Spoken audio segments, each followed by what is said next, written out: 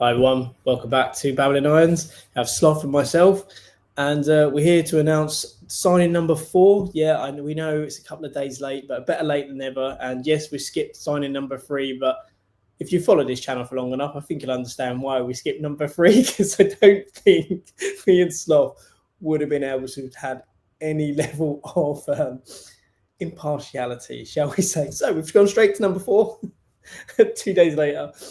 But we've signed a goalkeeper slot. We signed Mads Hermansen from Leicester. Initially, there was talks of £35 million. We'll probably get into this, but the way we've gone about getting the deal to where we've got it to, I don't necessarily agree with. I think we've played with some guy's career and left him to have to PR his way out of it. But we've got a very, very good deal on Hermansen. This is a quality signing for West Ham because it is going to help Potter ideally do what he wants to do, and we'll get into that in more detail. But really quickly, before we dive into the data, what's your initial thoughts on this signing, and then we'll get into the true nitty gritty in a bit. I think it's look, we've signed a goalkeeper with a ton of ability and who, at the sort of bare minimum, is going to, I think, be an improvement on Areola. And there's a lot that I don't like about how we've conducted the deal. However, just from a player point of view, I think 15 to 18 million pounds, depending on add-ons, for Hermansen is a very, very good signing, and one that I think not only is going to allow Potter to play, to get more out of his style of play, but I think it's hopefully going to allow us to get a bit more out of our attack as well with Hermansen's distribution, and I think that is one of the main reasons that I really like the deal, to be honest. Yeah, and let's get to obviously. We know we had other players lined up, like Suzuki, but when it comes to the ability with the ball at the feet, I know this is we've talked about this before with Le Mans saying that he's goalkeeper first, kind of ball player second, and that's maybe not as important. However, when we talk about what Potter really wants, he arguably wants a goalkeeper that he can trust to be a bit of a sweeper keeper who can sit and be reactive behind a high line. A goalkeeper that is able to, when required, to manage and deal with shots at them and on goal. And another one is a goalkeeper that is comfortable with the ball at his feet to maybe move into that defensive line and allow you to push a player forward and start playing. All those things that make fans nervous when it comes to a goalkeeper player. But when we look at Hermansen, yes, there are some statistics in there that doesn't make you feel the warm and fuzzies, such as the number of goals he conceded per 90, the number of the prevented goals being minus, meaning there are at least 2 goals over the course of the season that he should have saved. A very low save percentile in comparison to other people, with it being at 63%. But then when you consider the team that he played in over the course of the season and the fundamental issues that there were in the Leicester team, it could have been a lot worse in a lot of these statistics. But in actual fact, I think one of the things that stick out is the exits per 90. Having a goalkeeper who's able to step out confidently of his own area in which to support the defence, those interceptions and those possession adjusting interceptions being so high as well, shows you it's a goalkeeper that can help support you in that sweeper keeper process and allow you to get the ball and essentially start your kind of turnover and change your defence into attack. Again, the number of passes, a lot of forward passes, obviously, is a goalkeeper, so that's kind of going to happen anyway. Long passes, not necessarily a part of what Potter plays, but it's a goalkeeper that will play through passes, that is comfortable having the ball. So it's things that, well, when you look at what Potter has had before in the likes of Sanchez at Chelsea, and even obviously when he had him obviously at Brighton, the goalkeeper was used as a fundamental part to build up. And if we look at the kind of the pie chart, again, we can see Obviously, for goals conceded, very high. Yes, he was, in, quite frankly, and apologies to Leicester fans, one of the worst teams in the Premier League history. Statistically speaking, points wise, I do apologise for the Leicester fans because obviously it was a very hard season for them.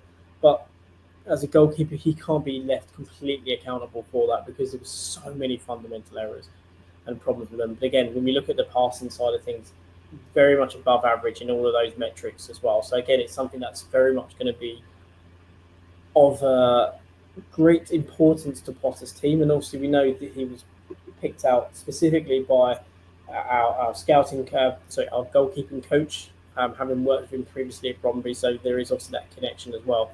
But when you look at Hermansen against Areola, for example, they're fairly evenly matched on certain points. But I would argue that Areola was in front of a better defence than what Leicester had, but conceded a lot more. Yes, did have a better save percentage, but there are opportunities that he should have saved that he, quite frankly, didn't. Again, we made the point about the distribution. Distribution is far better. Now, so when I look at the statistics in this one, I think it's one where, again, statistics can tell you some not some very unpromising things. However, when you factor in the external factors, such as the team he played in that year, the number of shots he had to deal with, all of those kind of things, then you actually it starts to change that perception and you look a bit past the numbers. And I think that's sometimes what you have to do with some players, that the numbers don't necessarily tell the entire truth. And what he had to deal with last year, and obviously coming back from injury, kind of rushed back as well after coming back from injury. When he did come back into the team, it was pretty much a team that was already down. So again, is the application always there? I think if you're going to look at him as a goalkeeper, looking at the game against Arsenal, I believe it was at the Emirates where he had an exceptional game, saved shot after shot after shot. And it has been said by some Leicester fans that he is an incredible shot stopper and a very good goalkeeper. He just has those little moments where you go, should have done better there. A bit like we've had with Fabianski in the past, but apart from this is a player that is far, far better with his feet. But that's enough on the data side. So let's dig into your observations. What do you think about him? How do you think he's going to fit with Potter, and your general view on this as a deal? I think one of the important things is you mentioned how bad that Leicester side were. I don't really want to hammer in that too much. I think that it's I think they got hammered enough last year, to be honest. Yeah, I think that point's been made, and it's kind of obvious now. We know that generally we don't really want to be linked with relegated goalkeepers. Ramsdale is another one. You look at the fan reaction to that, and I think if we paid £18 million for Ramsdale, fans would be furious because he's on much higher wages, and also Ramsdale is a keeper who switches off and just does. It consistently makes error after error because of his own attention span. All relegations to his name as well now, isn't it? Yeah. Now, in contrast, Hermansen is someone who, he can improve the basics. I think if we're judging him off form from last season, the back end of last season, I think not is a write-off because it's obviously it bears some weight to his performance. However, as you mentioned, he was rushed back from his surgery, and we all know why, because they were hemorrhaging goal after goal. They were pretty much relegated, and let's face it, for Leicester City, the best thing for them to do was to get their assets in the shop window so they could make a bit of money, and they are finding that incredibly hard to do. I think the two only real assets they have now that they can get a bit of money are Fataru and the player that you mentioned who has completely slipped my brain. El Kudus, even. El Kudus. We've spoken about before, but it's I think a situation where him being rushed back clearly impacted his performance, and I think most Leicester fans would tell you that as well. There were things that looked out of character from the keeper that we saw at the first half of last season.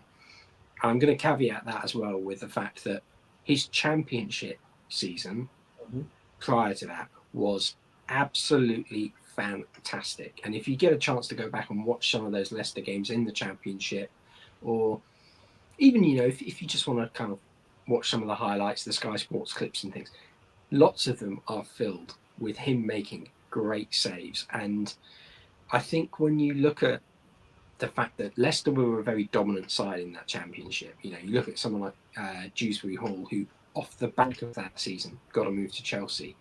It's the fact that they dictated the play and they were able to control the games as much as they were because they had a keeper who was able to dictate the pace, as we said, but also find players. And it's a huge thing particularly when you're playing with players with pace.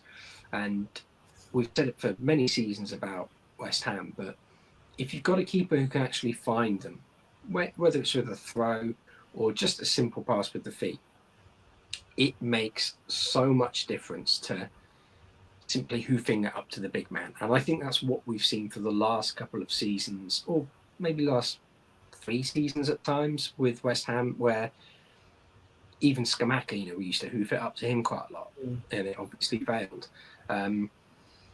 Yeah, you can make some of it stick, but not all of it, because it was just literally exactly. Some of it was just a bit of an aimless hoof. It was like what we used to do with Andy Carroll. He's a big lad, just put it up to him, and we'll try and play the knockdowns.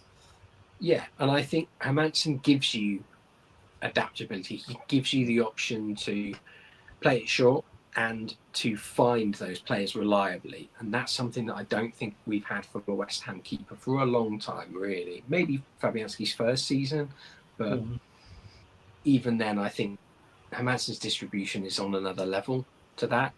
I really encourage people as well to go back and watch some of the highlights from his Championship season, because you get a bit more of a perspective of the fact that it's not just his distribution that is very strong. Some of the saves he makes are like Areola Europa League level against Sevilla saves. They're really impressive.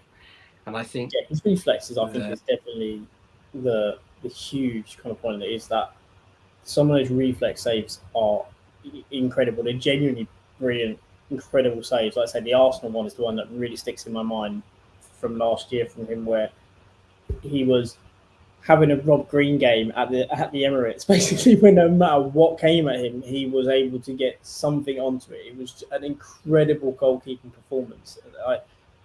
You can bring in a goalkeeper that can do that for you.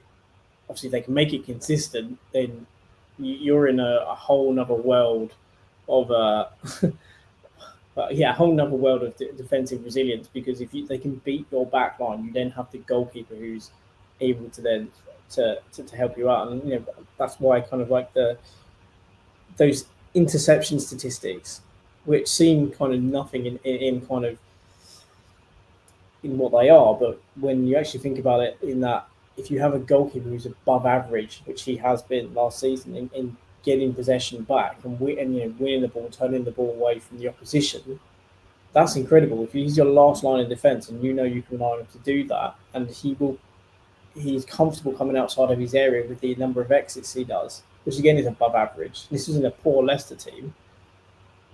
That again also shows that as a defence, you can be kind of confident to maybe step up that extra half a yard because your goalkeeper has the ability or the confidence to be in good positions where they can come out and claim or win the ball, or put the ball, just hoof the ball out, but essentially puts you in a slight more position of strength defensively, because you can arguably start to squeeze your position more because the man behind you is going to be quick off his line, not hesitant, and willing to back you as a team and that style. And I don't think we've got that in Areola. Certainly didn't have that with Fabianski. That's one of the things me and you always moaned about, was that he was quick enough off his line.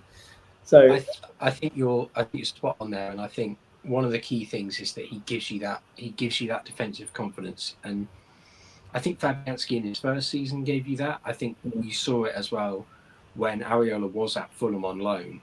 You saw the confidence it gave the Fulham back line. Yeah. People often kind of, I think, forget how important it is for a defender to have confidence in the players around him. We noticed it last season with Max Kilman when in my opinion, Max Kilman was the only centre-back who really excelled. Maybe that's generous, but performed, I think, consistently well last season. And that was because I feel like it was because he didn't have a centre-back next to him who allowed him to do that. If you can have a goalkeeper who the centre-back can trust a little bit, if he misjudges the flight of a ball and it's going to bounce behind him, the goalkeeper's generally going to be there to sweep it up and at least contest them. It's something that, again, gives you that bit more confidence to not take chances, but try things. And it's also the issue of his cross-claiming is good. It can definitely improve, and I think it will with the more time he spends in the Premier League, and as well with a goalkeeper coach who knows him, who knows what he needs to improve upon, and will be able to track his progression as a goalkeeper from when he was at Bromby with him. I think that's an important point as well. Because he knows him, he has already an idea of his psyche and how to get the best out of him. What maybe the things that, like you say, that the kind of the rickets in his game, or for lack of a better term, that he needs to work on and bring them, kind of round them off and kind of, make him a better all-round player. Exactly, and I think that's one of the key things that I want to really stress with Hermansen is that the back end of last season, although I think you can't just write that off.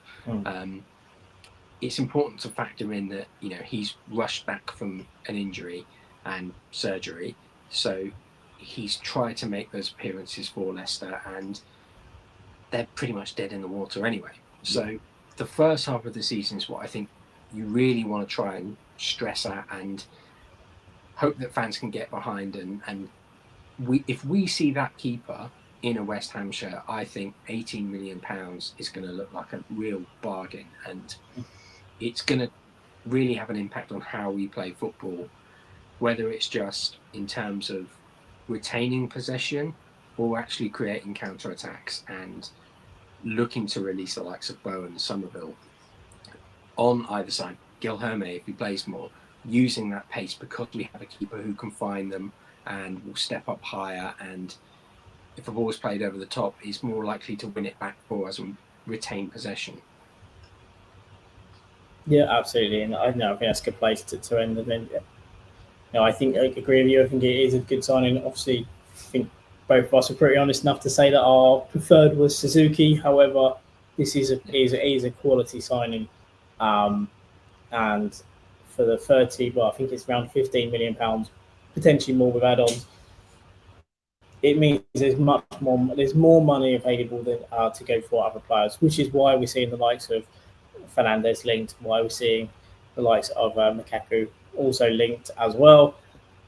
There's more flexibility now in what we can do around other positions, which is great. So whilst, again, not happy about the way the deal come about, the end result does give us a much more positive and more flexible way of working within the remaining kind of weeks of the transfer window. But yeah, we think it's a good signing. Yes, there are some things that need to be smoothed out around his play, but this is a very good signing for West Ham. Let us know your thoughts. Let us know in the comments if you do like this. Like, subscribe, all of those things. And who would you like to see next coming to West Ham as well? That would also be an interesting point. I think probably most people would agree Fernandes is a very good start, but if we was to get him, who would be the guy that you'd want to come in as well? But yeah, everyone, thanks for tuning in. Really appreciate it. And as always, Sloth, come on you irons. Come on you irons.